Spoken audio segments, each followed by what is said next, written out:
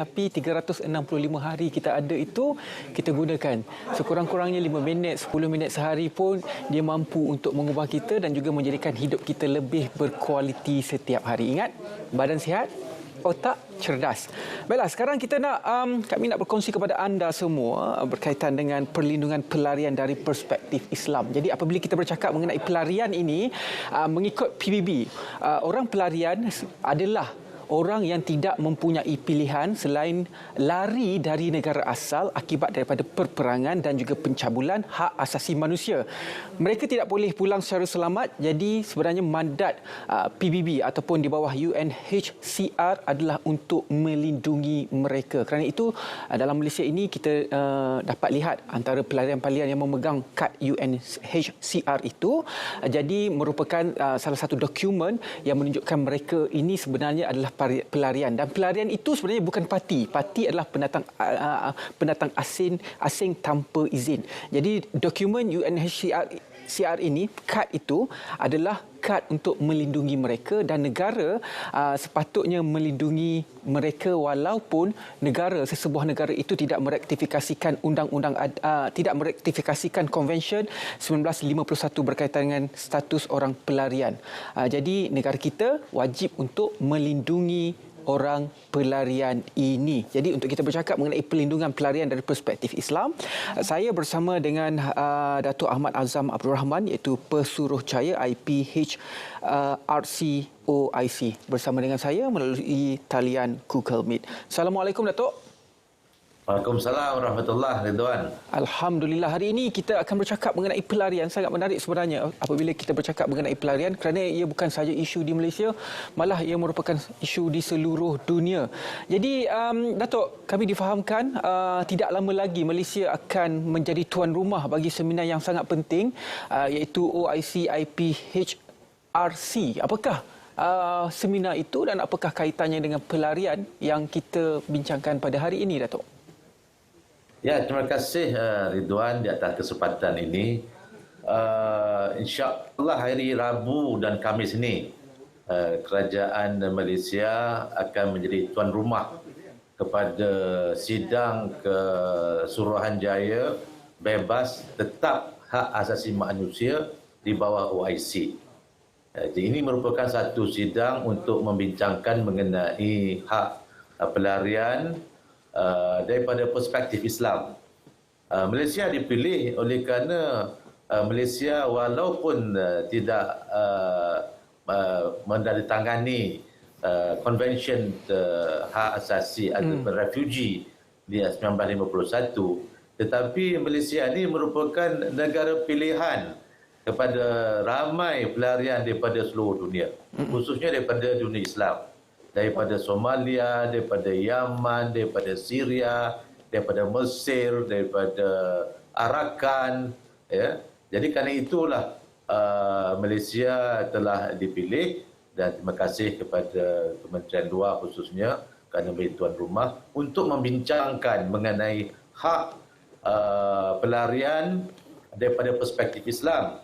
Kerana sejak tahun 2001, serangan terhadap Afghanistan, kita lihat bahawa jumlah pelarian, majoriti pelarian di seluruh dunia itu adalah orang Islam. Ya. Namun demikian di negara Islam belum ada satu dasar yang jelas. Ada negara yang berbagai-bagai cara menangani pelarian.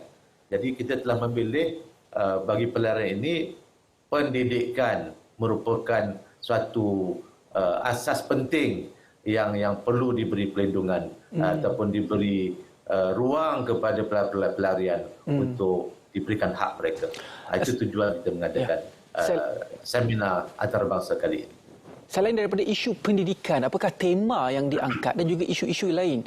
Kerana apa? Kita faham kalau di Malaysia ini antara isunya adalah isu ketidaksefahaman kepegangan sosial antara masyarakat kita dengan pelarian. Itu antara isu di Malaysia. Apakah isu-isu lain yang dibawakan dan juga menjadi fokus dalam persidangan pada kali ini selain daripada isu pendidikan itu? Ya, isu pelarian ni tak lari daripada sekurang-kurangnya 3 perkara, iaitu hak untuk mereka hidup, untuk menyara hidup mereka sekiranya tidak diberi bantuan, bagaimana mereka nak hidup, kemudian hak mereka untuk kesihatan sekiranya mereka sakit, ya, bagaimana mereka untuk menyelesaikan masalah sakit yang bukan mereka rancang. Dan yang ketiga adalah mengenai hak mereka mendapat pendidikan. Bagi kita, pendidikan itu yang paling asas. Kerana yang tadi Ridwan sebut bahawa bagaimana pelarian ini untuk memahami keadaan gaya hidup budaya Malaysia sekiranya mereka tidak mendapat pendidikan, ya.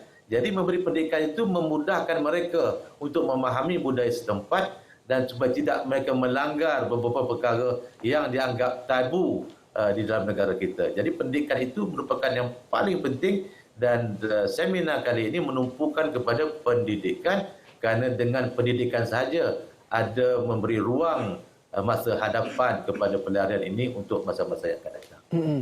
Bagaimana pula dengan isu apabila kita melihat pelarian, contohnya di Malaysia, dia menjadikan suatu tempat itu sebagai satu kawasan penempatan mereka. Contohnya boleh kita katakan di Langkawi contohnya, itu antara satu kawasan yang cukup famous, cukup popular untuk kita bercakap mengenai pelarian yang membina kawasan penempatan mereka yang akhirnya akan memberi kesan kepada ekonomi negara kita sendiri. Contohnya pertumbuhan sosial dan sebagainya, pergaduhan dan sebagainya. Mereka memberi kesan sosial kepada masyarakat kita pada penempatan yang berskala besar seperti mana yang telah pun wujud di Langkawi. Ya, betul. Isu pelarian yang tak dapat ataupun tak dapat menyesuaikan diri dengan budaya tempatan ini merupakan masalah. Ya. Saya sendiri berpengalaman lebih 30 tahun dalam isu pelarian ini.